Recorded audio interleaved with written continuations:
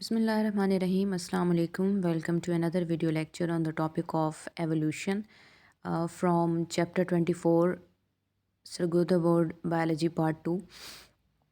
Basically इस lecture के अंदर हमने ये डिस्कस करना है कि जो एवोल्यूशन होती है ये क्या चीज़ है, मतलब what do we mean by evolution. फिर हमने ये चीज़ डिस्कस करनी है कि एवोल्यूशन का कॉन्सेप्ट कब आया, लाइफ कब ओरिजिनेट हुई, अर्थ कब बनी, यानी कि अर्थ कब डेवलप हुई और उस पर लाइफ कब आई, और ऑर्गेनिज़म्स जो हैं वो कैसे इवॉल्व होते हैं। या अगर हम लाइफ के ओरिजिन को देखते हैं तो हिस्ट्री में ऐसी कौन सी हमारे पास जो है डिफरेंट साइंटिस्ट की कंट्रीब्यूशंस हैं जिसकी बेस पर हम ये कहते हैं दैट यस एवोल्यूशन एग्जिस्ट, या इससे रिलेटेड हमारे पास कौन सी ऐसी एग्जांपल्स हैं जिनको हम कंसिडर करते हैं कि दैट एवोल्यूशन हैज़ हैपन्ड। सो अगर आप चैनल पर न्यू हैं तो चैनल को सब्सक्राइब कर लें ताकि आपको अपकमिंग लेक्चर्स जो हैं वो related to first year biology, second year biology, Sargodha board and federal as well मिलते रहें। सो स्टार्ट करते हैं अपने लेक्चर को एवोल्यूशन। अगर हम एवोल्यूशन की बात करते हैं कि एवोल्यूशन होती क्या चीज़ है, so word evolution means set of all the processes that have transformed life on earth. ठीक है, यानी लाइफ जो है अर्थ पर अर्लीस्ट टाइम पर थी, ठीक है, जिसको हम कह रहे हैं कि अर्लीस्ट टाइम पर जो है वो अर्थ में लाइफ थी, और एक आज जिसको हम मॉडर्न लाइफ कह रहे हैं। तो बेसिकली एवोल्यूशन क्या चीज़ शो करती है, एवोल्यूशन ये शो करती है कि एंसेस्ट्रल यानी कि पुरानी जो लाइफ थी या उसकी जो करेक्टरिस्टिक्स थे वो क्या थे, और आज की जो मॉडर्न लाइफ है वो किस किस्म की है, और इन दोनों के दरमियान का जो गैप है, ठीक है, वो क्या है, किन रीजंस की वजह से है, या कौन से ऐसे फैक्टर्स हैं कि लाइफ या हम कहते हैं कि जो ऑर्गेनिजम्स हैं वो चेंजेस हुए हैं उनके अंदर। सो बेसिकली एवोल्यूशन यही कंसिडर करती है that set of all the processes that has transformed, जिन्होंने लाइफ को ट्रांसफॉर्म किया है अपनी अर्लीस्ट फॉर्म से आज की डाइवर्सिटी में जो आज हम देखते हैं, इतनी वैरायटी हमें देखने में मिलती है। एवोल्यूशनरी चेंजेस टोटली इस बात पर बेस करते हैं कि पॉपुलेशन, डिफरेंट ऑर्गेनिजम्स की जो पॉपुलेशन है उनका एक दूसरे के साथ कैसा इंटरेक्शन है, पहली बात, और दूसरी बात कि उनका इन्वायरमेंट के साथ कैसा रिलेशनशिप है, ये टोटली इस चीज़ पर डिपेंड करती है। लेकिन जहाँ कहीं भी आप एवोल्यूशन का जिक्र करते हैं तो एक साइंटिस्ट है जिसका हम बहुत ज़्यादा जिक्र पढ़ते भी हैं, सुनते भी हैं, और डिस्कशन भी सारी एवोल्यूशन की उसी बंदे की वजह से होती है। That person is known as Darwin. ठीक है, डार्विन ये जो है ना, मतलब बहुत ही इंपॉर्टेंट नाम है एवोल्यूशन के अंदर। तो जब हम इस चैप्टर को आगे कंटिन्यू करेंगे तो आपको आइडिया हो जाएगा कि हम क्यों डार्विन को इतनी इंपॉर्टेंस देते हैं। बेसिकली ये फर्स्ट पर्सन था जिसने एक आर्ग्यू दिया, जिसने एक हमें सोचने का एक नुक्ता नज़र दिया कि बेसिकली जो एवोल्यूशन है ये ऑर्गेनिज्म के अंदर एग्जिस्ट हुई है। एवोल्यूशन है क्या चीज़, basically change in gene frequency with the passage of time that brings some new characteristics in organisms, उसी को हम एवोल्यूशन कहते हैं। यानी ऑर्गेनिज्म की जीन फ्रिक्वेंसी में इस तरह से चेंज हो जाता है, जेनेटिक चेंजेस ऐसे होते हैं जिस वजह से ऑर्गेनिजम्स में कुछ इंपॉर्टेंट कैरेक्टर्स आते हैं जो उनको थोड़ा डाइवर्स, थोड़ा मॉडर्न करते हैं, थोड़ा एडवांस करते हैं। ठीक है, सो दूसरी तरफ एवोल्यूशनरी मैकेनिज्म में एक और चीज़ भी इन्वॉल्व होती है जिसको हम नाम देते हैं नेचुरल सिलेक्शन का। सो ये तो बेसिकली चैप्टर का एक थोड़ा सा इंट्रो है कि एवोल्यूशन होती क्या चीज़ है और इसमें हमने बेसिक डिस्कस क्या करना है। सो आपने एक चीज़ याद रखनी है कि एवोल्यूशन का मतलब है कि लाइफ अपनी ओरिजिनल स्टेट से यानी एंशियंट स्टेट से आज की मॉडर्न लाइफ में किस तरह से ट्रांसफॉर्म हुई है, क्या चेंजेस आए थे या क्या इन्वायरमेंटल फैक्टर्स थे। दूसरी बात, ऑर्गेनिजम्स की आपस में कैसी एवोल्यूशन हुई थी, कैसी इंटरेक्शन हुई थी, और इन्वायरमेंट में ये चेंजेस कैसे आए। तीसरी बात हमने एक चीज़ डिस्कस करनी है कि नेचुरल सिलेक्शन क्या होती है और एवोल्यूशन जो है किस तरह से नेचुरल सिलेक्शन की वजह से अफेक्ट होती है। सो इस चैप्टर में हमने पढ़ना ही यही है कि एवोल्यूशन से रिलेटेड ये सारे पॉइंट्स जो कि अभी हमने ब्रीफली डिस्क्राइब किए हैं, क्योंकि इनकी डिटेल हमने वन बाय वन देखनी है। सो सबसे पहले हमारे पास दो तरह के इंपॉर्टेंट कॉन्सेप्ट्स आते हैं, जैसे कि आपको स्क्रीन पर नज़र भी आ रहा है, एक एवोल्यूशन के हवाले से और दूसरा होता है स्पेशल क्रिएशन। जब ये टाइम पीरियड था, जब 18 सेंचुरी था या 19 सेंचुरी के जो बीच का दौरानिया है, बेसिकली ये वो टाइम था जब दो तरह के लोग थे, यानी साइंटिस्ट दो ग्रुप्स में डिवाइडेड थे। एक को नाम दिया जाता था एवोल्यूशनिस्ट का और दूसरे को नाम दिया जाता था स्पेशल क्रिएशनिस्ट का, यानी ये थ्योरी ऑफ स्पेशल क्रिएशन पर बिलीव करते थे। तो पहले ये थी कि जो एवोल्यूशन वाले थे ना, वो ये मानते थे कि जो ऑर्गेनिजम्स हैं वो with the passage of time transform हुए हैं, यानी लाइफ जो है वो इसी फॉर्म में मौजूद नहीं थी कि आज अगर आप मॉडर्न लाइफ को कहते हैं कि उसमें इतनी एडवांसेस हैं या इतनी ज़्यादा इंसान ने तरक्की कर ली है। तो ऐसा बिल्कुल भी नहीं था कि स्टार्टिंग से ही ऐसी थी। स्टार्टिंग से लाइफ बहुत सिंपल थी। With the passage of time organisms में चेंजेस आते गए, उनकी लाइफ चेंज होती गई, उनकी एक्टिविटीज़ कॉम्प्लेक्स होती गई। तो आज की ज़िंदगी, आज की लाइफ बहुत एडवांस और बहुत कॉम्प्लिकेटेड है। ये आइडिया था एवोल्यूशन का, ठीक है, कि एवोल्यूशन में बिलीव करते थे, यानी चेंजेस में बिलीव करते थे। और इसका साइंटिस्ट, जो मेन साइंटिस्ट था, वैसे तो बहुत सारे हैं लेकिन जो मेन जिनका नाम काफ़ी प्रोमिनेंट है वो कौन थे, वो डार्विन थे। दूसरी तरफ हमारे पास है स्पेशल क्रिएशन। स्पेशल क्रिएशन क्या है? स्पेशल क्रिएशन जैसे कि कैरलस लीनियस हो गया, तो इसके जो बाकी साथी थे उस टाइम के जितने भी साइंटिस्ट थे, तो ये लोग मानते थे कि ऐसा नहीं है, बल्कि लाइफ जो है ना वो गॉड ने खुद बनाई है।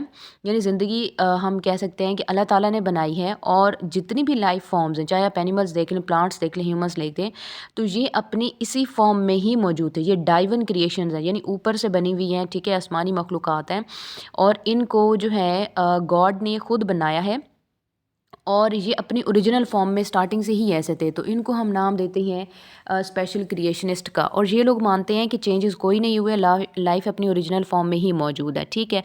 सो ये दो बहुत ही ऑपोजिट सिचुएशन है कि एवोल्यूशनिस्ट कहते हैं कि लाइफ सिंपल से कॉम्प्लेक्स में इवॉल्व हुई है, इनमें चेंजेस आए हैं, ठीक है, और ये अफेक्ट हुई है एनवायरनमेंट की वजह से। और एनवायरनमेंट की जो नेचुरल सिलेक्शन है, ठीक है, वो बहुत अफेक्ट करती है एवोल्यूशन को।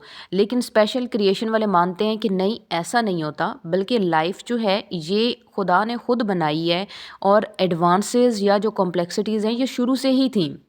तो ओरिजिनल फॉर्म में ही चीज़ें मौजूद हैं, इनमें कोई चेंजेस नहीं आए, ठीक है। तो ये दो हमारे पास बहुत इंपॉर्टेंट जो हैं वो कॉन्सेप्ट हैं जो हमने यहाँ पे देखने हैं, ठीक है। सो इसमें हम यही कहते हैं कि डाइवर्सिटी ऑफ लाइफ को आप जितना भी एक्सप्लेन करते हैं, तो 19th सेंचुरी में आपको यही दो स्कूल ऑफ थॉट मिलते हैं। एक क्या थे? थ्योरी ऑफ स्पेशल क्रिएशन वाले थे, और जो क्रिएशनिस्ट में बिलीव करते थे, ठीक है, जबकि दूसरी तरफ एवोल्यूशनिस्ट थे जो कि theory of natural selection environment में बिलीव करते थे। तो स्पेशल क्रिएशन वाले ये कहते थे कि जितनी भी लाइफ फॉर्म्स हैं वो इसी तरह से एग्जिस्ट हुई हैं, उनमें कोई चेंज नहीं आया, और नेचर ने स्पेशली उनको ऐसे ही बनाया है, ठीक है। लेकिन इसमें साइंटिस्ट कौन से थे? लीनियस था।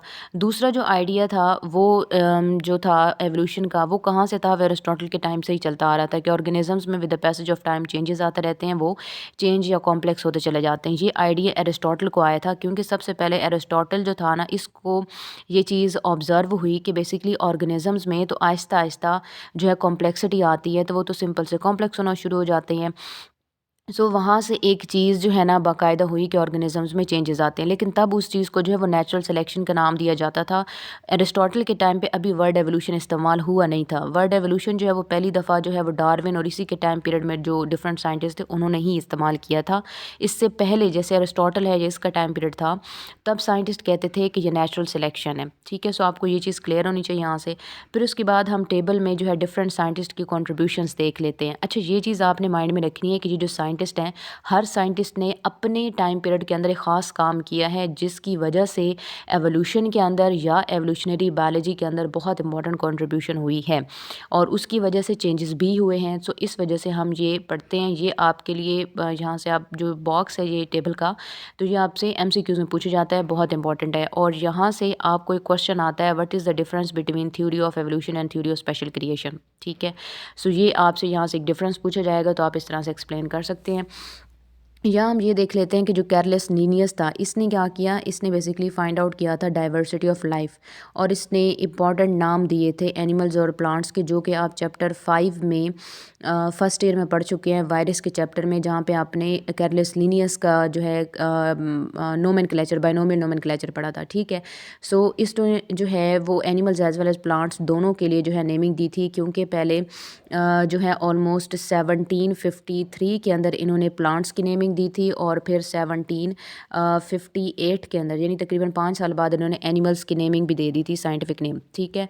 सो ये इस वजह से इंपॉर्टेंट है। लमार्क ने थ्योरी ऑफ एवोल्यूशन दी थी फॉर द फर्स्ट टाइम। जो पहला कॉन्सेप्ट था एवोल्यूशन का वो लमार्क ने दिया था, लेकिन इस बेचारे के साथ मसला ये हुआ कि इसके पास कुछ साइंटिफिक एविडेंस नहीं था, कोई प्रूफ नहीं था अपनी बात का, तो इसकी थ्योरी को एज पेवमेंट, या हम कहते हैं कि यूँ कह सकते हैं आप, जैसे मतलब लमार्क की थ्योरी ऐसे है जैसे कि एक नया कॉन्सेप्ट हो, एक नई डायमेंशन हो, लेकिन उसके कोई एवोल्यूशन के रिलेटेड जो है ना उसको मतलब कोई सबूत नहीं मिला था।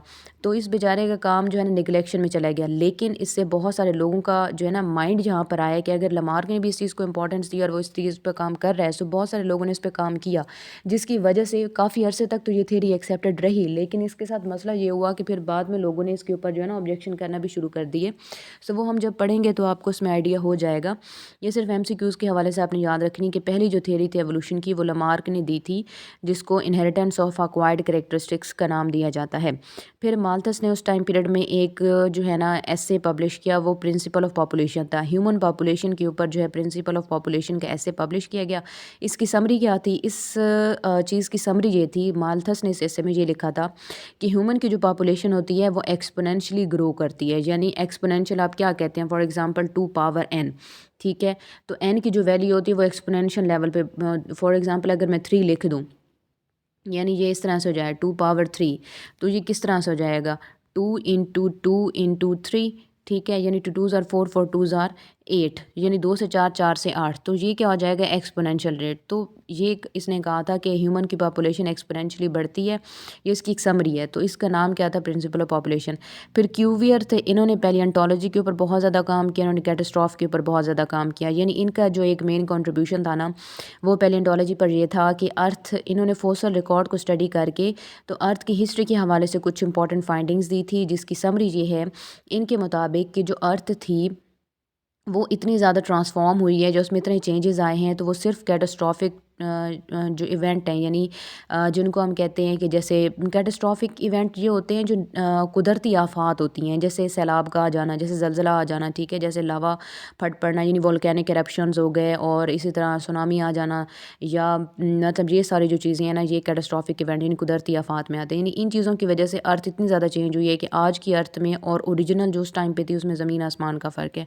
लाइल ये बड़ा इंपॉर्टेंट इन्होंने काम किया, प्रिंसिपल ऑफ जियोलॉजी दिया, यानी अर्थ की स्टडी की इन्होंने, अर्थ के लेयर्स की, अर्थ की कंपोजिशन की स्टडीज़ की। फिर उसके बाद जो डार्विन के लिए सबसे इंपॉर्टेंट बात थी, डार्विन ने क्या चीज़ पढ़ी? सबसे पहले डार्विन को अपील किया एवोल्यूशन की थ्योरी ने।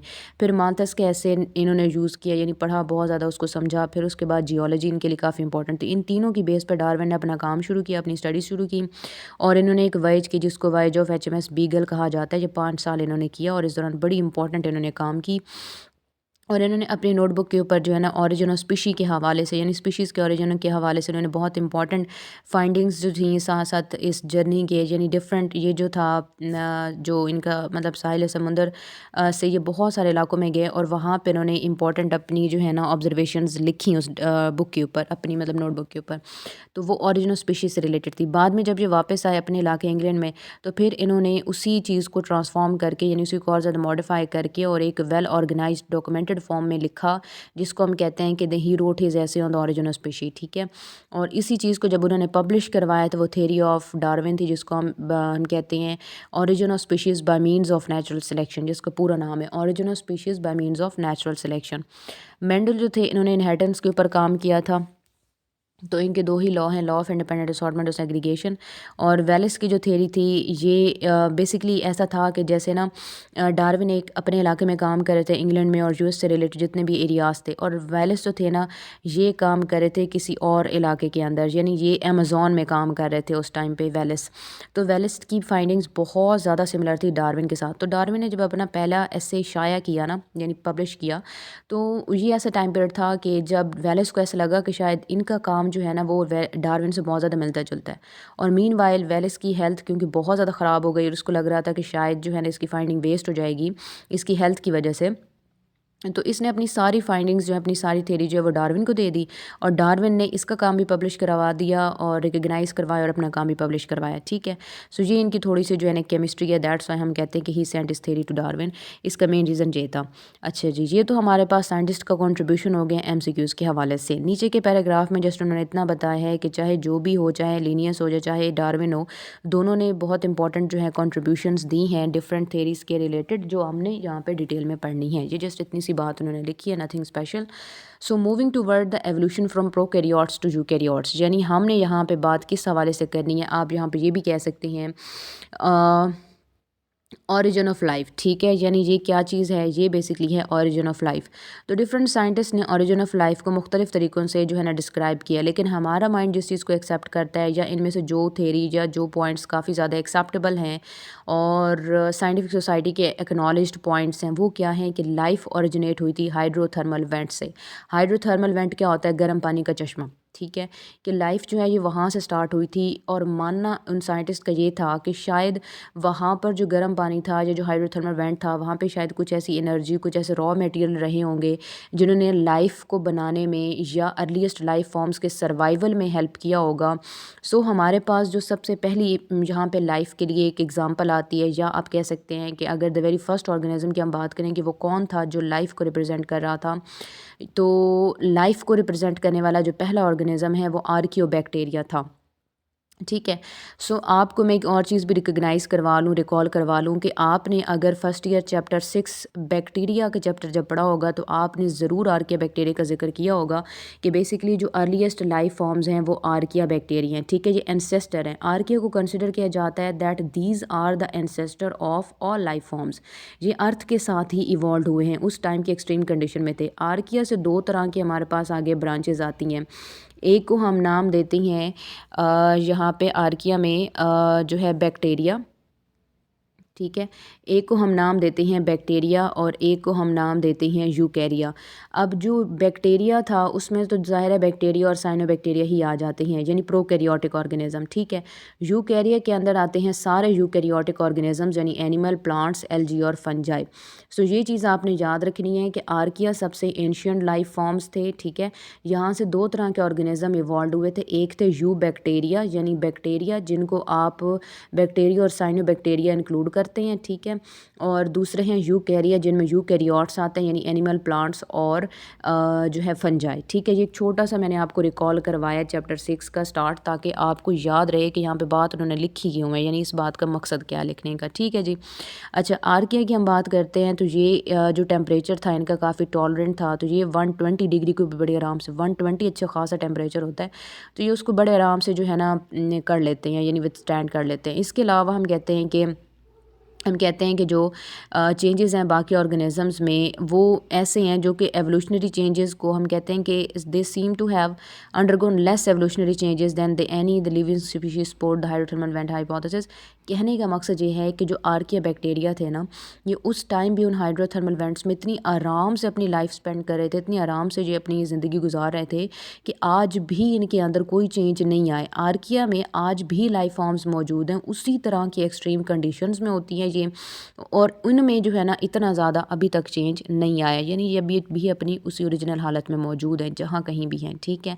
सो आपने ये याद रखना है कि आर के एक्सट्रीम इन्वायरमेंटल कंडीशन में ग्रो करते हैं, यानी बहुत हाई टेम्परेचर हो, बहुत एसिडिक कंडीशन हो, या फिर बहुत ही ज़्यादा हम कहते हैं कि सॉल्टी इन्वायरमेंट हो, तो इस तरह की तीन कंडीशंस में ये सर्वाइव करते हैं आराम से।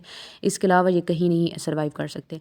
तो न्यूट्रिएंट्स जो होते हैं जो प्रिमिटिव इन्वायरमेंट के अंदर थे वो तो बहुत ही लिमिटेड थे, ठीक है, और जैसे जैसे लाइफ ने कंटिन्यू किया तो न्यूट्रिएंट के रिसोर्सेज भी और ज़्यादा ज़रूरत पड़ गए। अब यहाँ पर ये क्वेश्चन आता है कि फ़ोटोसिंथेसिस किस तरह से हुई थी। तो बेसिकली फ़ोटोसिंथेसिस जो है जिसकी वजह से बाकी लिविंग ऑर्गेनिजम्स आए और न्यूट्रिएंट की सप्लाई भी डिविंडलिंग, यानी बार बार जो है वो रिकवर होती रही, बार बार न्यूट्रिएंट्स बनते रहे, तो ये किस तरह से था। तो इसके हवाले से ये सोचा जाता है, इसमें जो इम्पोर्टेंट बात है ना तो वो ये है कि जो सल्फ़र बैक्टीरिया थे, ठीक है, सल्फ़र बैक्टीरिया ऐसे ऑर्गेनिज्म थे जो कि हाइड्रोजन सल्फाइड को यूटिलाइज़ करते थे। ये जो फोटोसिंथेटिक ऑर्गेनिजम्स लिखा हुआ है ना, यहाँ पे आप ब्रैकेट में साथ लिख सकते हैं सल्फ़र बैक्टीरिया। तो ये जो फोटोसिंथेटिक ऑर्गेनिज्म यानी जो सल्फ़र बैक्टीरिया थे, ये हाइड्रोजन सल्फाइड को यूज़ करते थे as a source of hydrogen, और ये फोटोसिंथेसिस करते थे। और फोटोसिंथेसिस के रिज़ल्ट में ये जो है ना हाइड्रोजन सल्फाइड को क्योंकि इन्होंने यूज़ किया है तो ये एलिमेंटल सल्फ़र रिलीज़ करते थे और साथ ही इसके ऑक्सीजन रिलीज़ करते थे, ठीक है। सो ऑक्सीजन जो है ना ये इन्वायरमेंट के अंदर यहाँ पे क्या है कि इन्होंने इस मकसद के लिए यूज़ कर लिया हाइड्रोजन को, कार्बन डाइऑक्साइड यूज़ के लिए, और फर्दर क्या है कि वाटर सर्व करता था सेम पर्पस, यानी बाद में हाइड्रोजन सल्फाइड की जगह जो है वो वाटर आ गया, और वाटर जैसे ही आया तो ऑक्सीजन लिबरेट हुई इन ऑर्गेनिजम्स में और एटमॉस्फेयर में आहिस्ता आहिस्ता ऑक्सीजन एक्यूमुलेट हुई।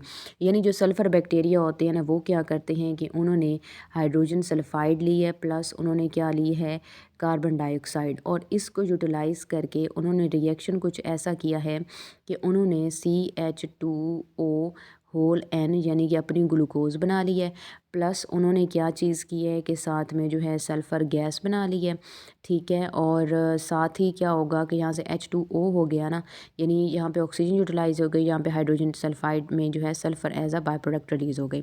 तो ये उन ऑर्गेनिज़म्स के काम थे। अब फिर वहाँ से जो हमारे पास फोटोसिंथेटिक ऑर्गेनिज़म्स हैं, यानी फोटोसिंथेटिक बैक्टीरिया, एल्गी या प्लांट्स, वो आज क्या करते हैं कि वो वाटर को यूटिलाइज़ करते हैं, प्लस वो क्या करते हैं, कार्बन डाइऑक्साइड को यूज़ करते हैं।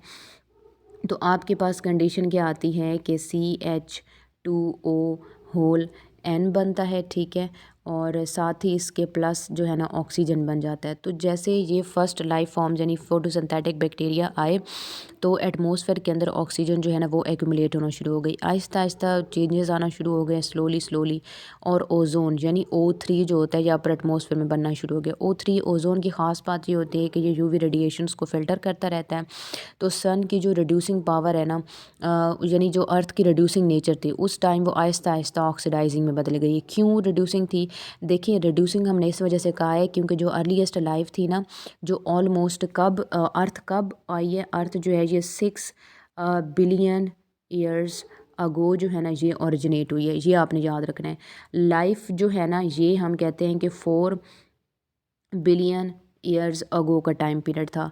जो पहला प्रोकैरियोटिक सेल था वो 3.5 बिलियन ईयर्स अगो आया था, ठीक है।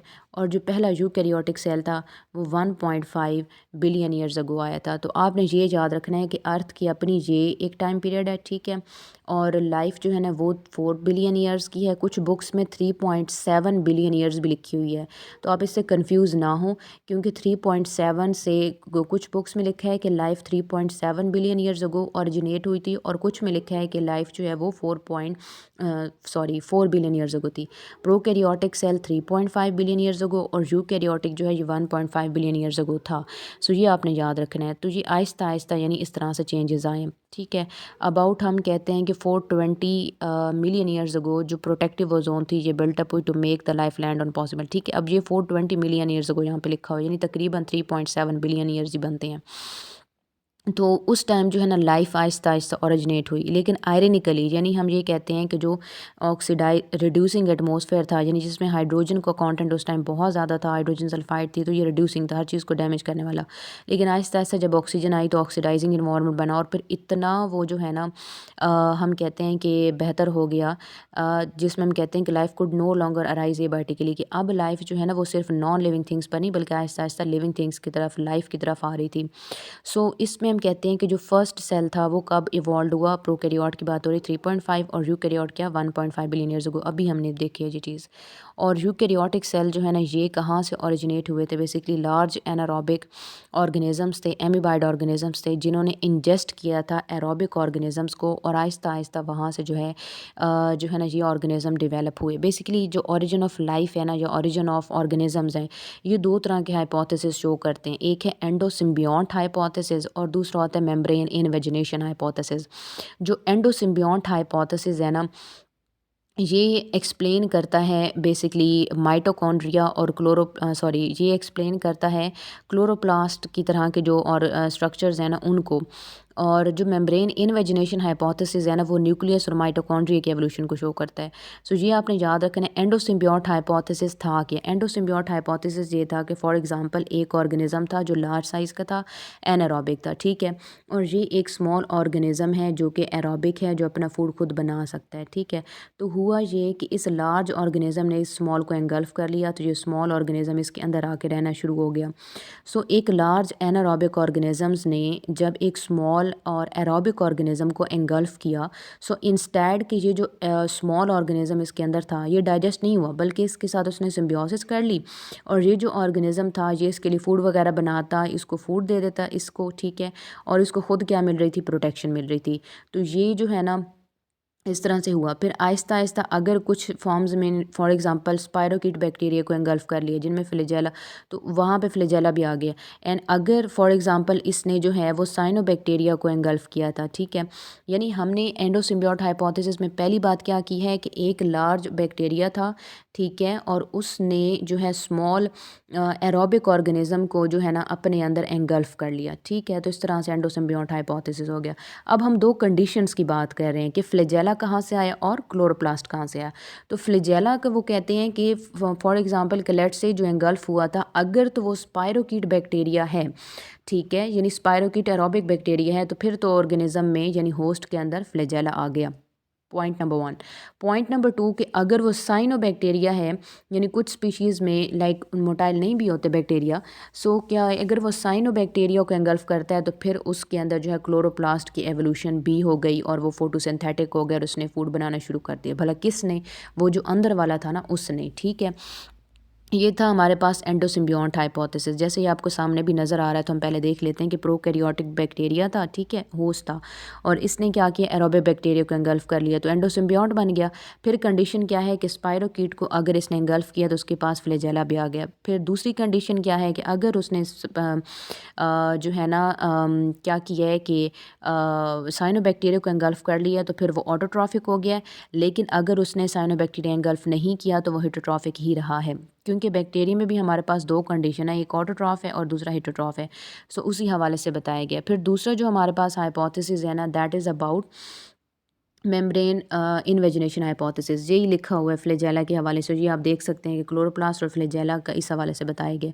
जो दूसरा हाइपोथेसिस है जिसको हम मेम्ब्रेन इन्वेजिनेशन हाइपोथेसिस का नाम देते हैं, तो बेसिकली उसमें हम कहते हैं कि प्रोकैरियोटिक सेल था, उसने अपने जीनोम की मल्टीपल कॉपीज़ बनाई और जब जीनोम की कॉपी उसने बना ली तो उसने इन्वेजिनेशन की मेम्ब्रेन की इस तरह से, ठीक है। और उस इन्वेजिनेशन के रिज़ल्ट में या तो माइटोकॉन्ड्रिया बना होगा और साथ ही साथ क्लोरोप्लास्ट भी बना होगा, सॉरी न्यूक्लियस बना होगा। यानी फॉर एग्जांपल हमने कहा कि ये एक प्रोकैरियोटिक सेल था और इसने अपने अंदर बहुत सारा जो है ना जीनोम जो है डुप्लीकेट कर लिया। फिर आहिस्ता आहिस्ता क्या हुआ कि इसके अंदर इस तरह से जो है जगह जगह इन्वेजिनेशन जो है ये बनती गई और इन इन्वेजिनेशन की वजह से जब ये अंदर बना तो फिर हमारे पास इस तरह का एक ऑर्गेनिज्म बन गया और उसमें ऐसे जो है ना ऑर्गेनेलिस बन गए। एक को हमने माइटोकॉन्ड्रिया कह दिया और एक को हमने न्यूक्लियस कह दिया। सो ये आपने याद रखना है कि दो तरह के हाइपोथेसिस हैं। एक वो हाइपोथेसिस है जो कि एक्सप्लेन करता है कि किस तरह से एक बैक्टीरिया जो था ये ऑटोट्रॉफिक में ट्रांसफॉर्म हुआ या हिटोट्रॉफिक में, और दूसरा हाइपोथेसिस ये एक्सप्लेन करता है कि ऑर्गेनिजम्स में किस तरह से मेम्ब्रेन बाउंड ऑर्गेनेलिज यानी कि माइटोकॉन्ड्रिया बना है, या कुछ के केस में फॉर एग्जांपल ये भी, क्योंकि मेम्ब्रेन बाउंड है तो हम ये भी कह सकते हैं कि क्लोरोप्लास्ट बना है या न्यूक्लियस बना है। इन ऑर्गेनिजम्स के हवाले से है। यानी ये आपको टोटली बैक्टीरिया के हवाले से है कि उसमें फ्लैजेला कहाँ से आया और वो एरोबिक हिटोट्रॉफिक क्यों था और वो एरोबिक या हम कहते हैं कि वो ऑटोट्रॉफिक कैसे बना। और दूसरा हाइपोथेसिस क्लोरोप्लास्ट, माइटोकॉन्ड्रिया और न्यूक्लियस के हवाले से है कि हमारे जो सेल हैं यूकैरियोटिक सेल, उसके अंदर ये तीन मेम्ब्रेन इन्वेजिनेटेड या हम कहते हैं कि मेम्ब्रेन बाउंड स्ट्रक्चर जो हैं वो क्यों मौजूद हैं। बेसिकली ये जस्ट हाइपोथेसिस हैं, थोड़ा सा लाइफ को स्टार्ट करने के लिए, ओरिजिन को स्टार्ट करने के लिए उस टाइम के साइंटिस्ट को जो चीज़ इनके अकॉर्डिंग लग रही थी, यानी जो जिस चीज़ के एविडेंसेस मिल रहे थे तो उन्होंने उसी हवाले से ये हाइपोथेसिस दिए हैं। इनमें से कोई भी हाइपोथेसिस 100% ठीक नहीं है और कोई भी हाइपोथेसिस गलत नहीं है। कुछ की एग्जांपल्स जिस तरह से एक्सप्लेन होती हैं, जैसे ये हाइपोथेसिस किसको एक्सप्लेन कर रहे हैं, ऑटोट्रॉफिक बैक्टीरिया और हिटोट्रॉफिक बैक्टीरिया को, और ये हाइपोथेसिस किसके लिए है, membrane bound organelles like chloroplast, mitochondria और न्यूक्लियस के लिए, क्योंकि इसके अलावा हमारे पास और कोई रीज़न नहीं है और कोई तरीका नहीं है इन चीज़ों की एवोल्यूशन को एक्सप्लेन करने के हवाले से, ठीक है। फिर उसके बाद हम साथ में ये भी यहाँ पे डिस्कस कर लेते हैं, ये जो लास्ट पैराग्राफ है जैसे ये है, तो इस हवाले से उन्होंने यही कहा है कि और इसके अलावा हमारे पास कोई ऐसा पॉइंट नहीं था कि हम किस तरह से मल्टी सेलुलर ऑर्गेनिजम्स और उनकी चीज़ों को एक्सप्लेन करें। लेकिन हमें ये चीज़ पता है कि जितनी भी मल्टी सेलुलर लाइफ है वो आहिस्ता आहिस्ता ही इवॉल्व हुई है फ्रॉम सिंपल टू कॉम्प्लेक्स, जो कि आपने जो है ना डिफरेंट अब तक बायो में पॉइंट्स देखे भी होंगे, पढ़े भी होंगे, समझे भी होंगे। अच्छा जी, ये तो हमारा इंट्रोडक्शन था। अच्छा, यहाँ से आपको क्वेश्चन आ सकता है शॉर्ट क्वेश्चन के हवाले से, ये काफ़ी इंपॉर्टेंट है कि एक्सप्लेन द, जब यूँ हो सकता है कि describe the two hypothesis explaining the origin of life, ठीक है। ये आ सकता है, या ये आ सकता है what is the difference between endosymbiont and membrane bound hypothesis. तो ये आ सकता है, या ये भी पूछा जा सकता है what is endosymbiont hypothesis, what does it explain, इस तरह से। या how the evolution of mitochondrial chloroplast and nucleus takes place. तो इस किस्म के कॉन्सेप्चुअल क्वेश्चन यहाँ से आसानी से बन सकते हैं। अच्छा जी, फिर हमारा लास्ट पॉइंट है इस पहले लेक्चर का, जिसमें हमने इनहेरिटेंस ऑफ एक्वायर्ड कैरेक्टरिस्टिक जो है ना डिस्कस करना है। आपको याद होगा कि अभी हमने लेक्चर के स्टार्ट में डिफरेंट साइंटिस्ट की बात की थी, जहाँ पे हमने लमार्क का जिक्र किया है। तो वहीं हमने ये बात की है कि लमार्क वो पहला बंदा था जिसने एवोल्यूशन का कॉन्सेप्ट दिया। यानी लमार्क ये कहता था कि एवोल्यूशन एग्जिस्ट करती है। बेसिकली लमार्क जो था, इसका ज़्यादा काम जो है वो सिस्टमैटिक्स के अंदर है, यानी ऑर्गेनिज़म्स की जो है ना कंट्रीब्यूशन, और ऑर्गेनिज़म्स की जो क्लासिफिकेशन है, ग्रुपिंग है ऑर्गेनिज़म्स की, यानी उसके ऊपर इसका ना सबसे ज़्यादा काम है। लेकिन फिर भी हम लमार्क को जो है ना एवोल्यूशन में क्यों इंक्लूड करते हैं, क्योंकि ज़ाहिर है जब इसने ऑर्गेनिज़म्स की क्लासिफिकेशन की, ग्रुपिंग की, यानी ग्रुप्स और सब ग्रुप्स बनाए, तो वहाँ से इसको थोड़ा सा क्लिक किया माइंड में कि शायद इनकी आपस में कोई लिंक है, शायद एवोल्यूशन एग्जिस्ट करती है या इस किस्म की चीज़ ना। तो इसने ना फिर बेसिकली ये कॉन्सेप्ट दिया था। तो अभी हम मेन टॉपिक पढ़ेंगे, लेकिन इन चीज़ों का आपको पता होना ज़रूरी है ताकि आपको ना ये चीज़ जो अंदर लिखी हुई है ये समझ आए। पहली बात तो ये हो गई कि लमार्क किस लिए बहुत ज़्यादा फेमस है। दूसरी बात कि जब लमार्क ने प्रपोज़ कर दिया साइंटिफिक सोसाइटी के सामने, सारी अपनी थ्योरी वगैरह पॉइंट्स दे दिए, तो लमार्क को मसला ये बना, उन्होंने ये पूछा कि आपके पास इस चीज़ का क्या साइंटिफिक एविडेंस है, कि आप साइंटिफिकली प्रूफ कैसे करेंगे इस चीज़ को। ऑब्वियसली हम इस चीज़ को जानते हैं कि साइंस तो प्रूफ मांगती है, जब तक कोई चीज़ प्रूव नहीं हो सकती आप उसको साइंटिफिक नहीं कह सकते। तो लमार्क के पास कोई रीज़न नहीं था। उसने आर्गूमेंट्स तो बहुत दिए, थ्योरीज़ भी बहुत दी, कुछ हद तक साइंटिस्ट सेटिस्फाइड भी हो गए, ठीक है चलता रहा काम। कुछ सालों बाद जब और एवोल्यूशनरी स्टडीज़ हुई और साइंटिस्ट की कंट्रीब्यूशन हुई, फिर लमार्क के लिए मसला बन गया कि इसकी जो थ्योरी है ना, वो फिर रिजेक्शन की तरफ आ गई। तो बाकायदा रिजेक्ट तो नहीं हुई थी, लेकिन अबॉर्ट हो गई थी। अबॉर्ट क्या होता है कि एक थ्योरी जब आप प्रपोज़ करते हैं, वो समहाउ सेटिस्फेक्शन ले ले और फिर वो चलती रहे कुछ सालों तक, लेकिन उससे ज़्यादा एडवांसेस जब आती हैं तो पता चलता है कि भाई वो जो थ्योरी थी उसमें तो ये गलतियाँ थी, तो उसको कहते हैं कि थ्योरी अबॉर्ट हो गई। यानी वो है तो सही, हम उसको पढ़ते भी हैं, लेकिन अब हम उसको मानते नहीं हैं। हम बस उसको पढ़ते हैं इस हवाले से कि उसमें कौन से पॉइंट थे और कैसे वो हमारी न्यू थ्योरीज़ की वजह बनी, या लोगों को उसने कैसे अट्रैक्ट किया। ठीक है, सो ये इसका एक सिनेरियो था जो आपको पता होना ज़रूरी था। अच्छा, फिर हम आ जाते हैं इनहेरिटेंस ऑफ एक्वायर्ड कैरेक्टरिस्टिक्स, अपने मेन पॉइंट की तरफ। तो towards the end of 18th century हम ये कहते हैं कि जो नेचुरलिस्ट थे, यानी जो नेचुरल सिलेक्शन के ऊपर काम कर रहे थे, उन्होंने एवोल्यूशन ऑफ अर्थ के हवाले से बहुत सारे काम किए। तो जो डार्विन के प्रेडिसेसर यानी इनसे पहले थे, उन्होंने काफ़ी थ्योरीज और कंप्रिहेंसिव मॉडल भी दिए। तो जेबी लमार्क ने अपनी थ्योरी ऑफ एवोल्यूशन प्रपोज की थी 1809 में, और डार्विन पैदा हुए थे 1807 में। ये चीज़ आप याद रखिएगा। यानी थ्योरी ऑफ एवोल्यूशन जो लमार्क ने दी थी, ये उस टाइम था जब डार्विन पैदा हो चुका था। लमार्क कर क्या रहे थे उस टाइम पे, ये इंचार्ज थे इनवर्टिब्रेट कलेक्शन का। ठीक है, इनवर्टिब्रेट कलेक्शन के ये इंचार्ज थे natural history museum in Paris, जहाँ पे इन्होंने ऑर्गेनिज्म की या एनिमल्स की जो सिस्टमैटिक्स है, यानी ग्रुपिंग और सब ग्रुपिंग, उनके ऊपर इनका काम था। और इन्होंने ये एक्सप्लेन किया, ये मैकेनिज्म दिया that how specific radiations evolve, sorry specific adaptations evolve, कि ऑर्गेनिज्म में अडेप्टेशंस होती कैसे हैं। इनकी दो एग्जांपल बड़ी फेमस हैं जो कोट की जाती हैं, और आपकी बुक में भी वही चीज़ है। पहली एग्जांपल उन्होंने ये बताई कि ऑर्गेनिज्म में ना जो बॉडी पार्ट वो इस्तेमाल करता रहता है, वो चीज़ और ज़्यादा स्ट्रॉन्गर होती रहती है, पॉलिश होती रहती है, और जो वो यूज़ नहीं करता तो वो डेटोरेट हो जाएगा, वेस्ट हो जाएगा, ख़त्म हो जाएगा। एग्जाम्पल में उन्होंने कहा कि जो ब्लैक स्मिथ है, यानी जो लोहार होता है, वो बहुत ज़्यादा क्योंकि अपने बाजुओं का इस्तेमाल करता है लोहा वगैरह बनाने में और डिफरेंट मतलब आर्टिकल्स बनाने में, तो इस वजह से उसके बाइसेप काफ़ी स्ट्रॉन्ग होते हैं, वो काफ़ी हेल्दी और मस्कुलर बॉडी वाला होता है। और दूसरी एग्जाम्पल इन्होंने ये बताई कि जो जिराफ होता है उसकी लॉन्ग नेक इस वजह से थी कि ट्री ब्रांचेस काफ़ी हाई थी। तो बेसिकली इन्होंने ना ये जिराफ की एवोल्यूशन के हवाले से ये कहा कि जिराफ बेसिकली एक ऐसा ही ऑर्गेनिज़म था जस्ट लाइक अ डॉग, कि ये इस किस्म का जो है ऑर्गेनिज़म था। जिराफ जो था, ठीक है, यानी छोटा सा था, इसकी नेक छोटी सी थी, लेकिन क्योंकि इसने ट्री ब्रांचेस जो थे वो काफ़ी हाई थे, और इन हायर ट्री ब्रांचेस से इसने लीफ को प्लग करना था। दैट्स वाई आहिस्ता आहिस्ता इसकी गर्दन क्योंकि ऊपर की तरफ खींचती थी, तो स्ट्रेचिंग की वजह से क्या है कि जिराफ स्ट्रेचिंग की वजह से जो है अपनी नेक को और लंबा करके ले गया, और उसकी आज की जो मतलब नेक है वो काफ़ी लंबी होती है, यानी गर्दन लंबी होती है। इसको उसने कहा कि ये है inheritance of acquired characteristics. Acquired characteristic का मतलब है कि एक ऐसा करेक्टरिस्टिक जो आपकी जेनेटिक्स के अंदर नहीं है, आपकी जीन्स के अंदर नहीं है, लेकिन इन्वायरमेंटल चेंजेस की वजह से वो आपका ऑर्गन इतना पॉलिश और इतना अच्छा काम करना शुरू कर देता है कि आपकी आने वाली जनरेशन्स में वो ऑर्गन मौजूद होता है। और ये जब थेरीज ने प्रपोज की तो सबसे बड़ा मसला यही बना पहला क्वेश्चन ये हुआ कि अगर आप ये कह रहे हैं कि जो इनहेरिटेंस ऑफ एक्वायर्ड कैरेक्टरिस्टिक है, यानी कि एक ऐसा ऑर्गन, एक ऐसा कैरेक्टर जो जेनेटिक नहीं है, जो कि उसके जो है ना उसने इवॉल्व किया है, यानी उसने खुद उस चीज़ को पॉलिश किया है। तो अगर वो कैरेक्टर उसमें जेनेटिक नहीं है, then how could it be possible कि वो along the offspring next generation तक जाए? ये सबसे बड़ा मसला था। तो किस तरह से, यानी लमार्क ने इसका रीज़न क्या दिया कि कम्युलेटिव प्रोडक्ट है जी, ग्रेट वैरायटी ऑफ जनरेशंस, जब हम कहते हैं इन चीज़ों का। लेकिन आज हम भी जानते हैं कि कैरेक्टरिस्टिक्स, एक्वायर्ड कैरेक्टरिस्टिक कभी इनहेरिट नहीं हो सकते। फॉर एग्जांपल हम ये कहते हैं कि एक बंदा है, मिसाल के तौर पर जस्ट इस चीज़ को समझाने के लिए कि एक्वायर्ड का क्या मतलब है। फॉर एग्जांपल हम कहते हैं कि एक ऑर्गेनिज्म का कैरेक्टर क्या है कि उसकी हाइट काफ़ी टॉल है। अब हाइट टॉल है तो ज़ाहिर है उसके पास हाइट का जीन है जो एक्टिवली काम कर रहा है।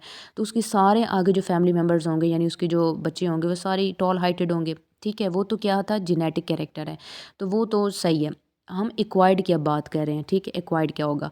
फॉर एग्जांपल एक पर्सन है जो बहुत अच्छा बोलता है, यानी उसकी स्पीकिंग एबिलिटीज़ ज़्यादा हैं। क्यों? क्योंकि उसने उस पर काम किया, उसने वर्किंग किया, काफ़ी मेहनत की है, तो उसने सीख लिया है कि किस तरह से एक अच्छा कम्युनिकेशन कर सकते हैं, या आप कम्युनिकेशन स्किल्स पे उसने काफ़ी काम किया। अब ये कभी भी नहीं हो सकता कि उसके ऑफस्प्रिंग या उसकी जो आगे औलाद है वो कम्युनिकेशन स्किल में मास्टर हो। ये हो नहीं सकता। क्यों? क्योंकि ये तो एक्वायर्ड कैरेक्टर है, ये उसके जीन्स में नहीं है, उसने सीखा है, ये उसका स्किल है, तो स्किल कभी भी एक्वायर्ड नहीं हो सकता। ठीक है, सो ये थी about theory of acquired characteristics. मैं अगेन आपको बता देती हूँ इसकी समरी। हुआ ये कि 18th सेंचुरी में सबसे पहले जो एवोल्यूशन के हवाले से थ्योरी थी वो लमार्क ने पब्लिश की 1809 के अंदर, जिसको थ्योरी ऑफ जो है ना इनहेरिटेंस ऑफ एक्वायर्ड कैरेक्टरिस्टिक कहा जाता है। ये वो टाइम था जब लमार्क इंचार्ज थे इनवर्टिब्रेट कलेक्शन के पेरिस के अंदर, और उस टाइम ये सिस्टमेटिक्स पे, यानी ऑर्गेनिजम्स की क्लासिफिकेशन इनटू ग्रुप्स एंड सब ग्रुप्स, उस पर काम कर रहे थे। और इन्होंने ये मैकेनिज़्म दिया कि ऑर्गेनिजम्स के अंदर जो है वो स्पेसिफिक रेडिएशंस आती कहाँ से हैं और कैसे आती हैं। ठीक है, इन्होंने दो एग्जांपल्स दी कि ब्लैक स्मिथ ज़्यादा अपने बाजू को इस्तेमाल करता रहता है तो वो तो पॉलिश हो जाता है, स्ट्रॉन्गर हो जाता है। और हिरन ने भी, सॉरी, जो जिराफ था वो भी, क्योंकि हायर ब्रांचेस की तरफ अपनी नेक को स्ट्रेच करता रहे, यानी खिंचाव आता रहता है, तो आहिस्ता आहिस्ता नेक जो है उसकी लंबी होती चली जाती है। तो इस चीज़ को उन्होंने कहा कि कैरेक्टर अडॉप्टेड हैं, उन्होंने एक्वायर्ड की हैं, तो नेक्स्ट जनरेशन में जाने चाहिए। और फिर उन्होंने ये कहा कि ये जो लॉन्ग नेक है जिराफ की, ये सारा रीज़न क्या था कि ग्रेजुअली कॉमुलेटिव प्रोडक्ट है उनके, ये स्ट्रेचिंग एक्टिविटी का, और इस वजह से उनके अंदर जो है ना चेंजेस आए। लेकिन आज हम जानते हैं कि एक्वायर्ड कैरेक्टरिस्टिक इनहेरिट नहीं हो सकती। रीज़न मैंने आपको बहुत सारे बताए हैं। पहला रीज़न तो ये है कि एक्वायर्ड कैरेक्टर होता है स्किल या पॉलिश्ड कैरेक्टर, जो कोई अपनी मेहनत से सीखता है और लर्निंग करता है। तो ऐसा कैरेक्टर क्योंकि जीन्स में नहीं होता, वो गैमीट्स में नहीं होता, तो वो अगली जनरेशन तक कभी भी नहीं जा सकता। ये सिर्फ उसी बंदे का अपना होता है। और यही एक सबसे बड़ा प्रॉब्लम लमार्क का भी हुआ, क्योंकि लमार्क ने जो थ्योरी दी थी उसका मेन समरी टाइप ये था, उसका मेन हम कहते हैं जो है ना अज़म्पशन या एक कॉन्सेप्ट ये था कि लमार्क ने ये कहा कि जो ऑर्गेनिजम्स में कैरेक्टरिस्टिक्स होती हैं ये जेनेटिक नहीं होते, बल्कि ये एक्वायर्ड होती हैं। और ये जो एक्वायर्ड कैरेक्टरिस्टिक्स हैं ये वो अपने लर्निंग से, अपने स्किल से वो सीख रहे होते हैं, लर्न कर रहे होते हैं, और ये नेक्स्ट जनरेशन में जाते हैं। और यही पॉइंट इसका सबसे बड़ा नेगेटिव पॉइंट बन गया, क्वेश्चन मार्क बन गया, कि अगर आप कह रहे हैं कि ऑर्गेनिजम्स में चेंजेस जेनेटिक नहीं हैं और वो गैमीट में नहीं गए, then how it could be possible कि जो चेंज गैमीट में नहीं गया, जो जीन में नहीं गया, जो ज़ाइगोट में नहीं है, वो उस ऑर्गेनिज्म की ऑफस्प्रिंग यानी उसके बच्चों में कैसे हो सकता है अगर पेरेंट्स में नहीं था तो, यानी जेनेटिक नहीं था तो। यही एक सबसे बड़ा रीज़न था कि theory of inheritance of acquired characteristic abort हो गई थी। That was about the scenario. आपको यहाँ से क्वेश्चन आ सकता है, describe about the theory of inheritance, या आप यूँ कह सकते हैं, क्वेश्चन इस तरह से आ सकता है, describe inheritance of acquired characteristics. ठीक है, या यूँ हो सकता है, what do you know about लमार्किज्म, ये इसी को लमार्किज्म भी हम कहते हैं। तो ये आ सकता है, ये इसकी एग्जांपल्स आ सकती हैं। ठीक है, सो ये बहुत इंपॉर्टेंट है, और एमसीक्यूज़ के हवाले से भी और शॉर्ट क्वेश्चंस के हवाले से भी। आई होप कि आपका आज का जो लेक्चर था आपको बहुत अच्छा समझ आया होगा, और आपने एसोसिएटेड जो इनके कॉन्सेप्ट्स थे, जो क्वेश्चन थे, वो भी नोट किए होंगे। For more upcoming lectures like these, you may subscribe the channel BioKits, and you may share this with the fellows as well. Till the next video lecture, wish you all the very best and good luck.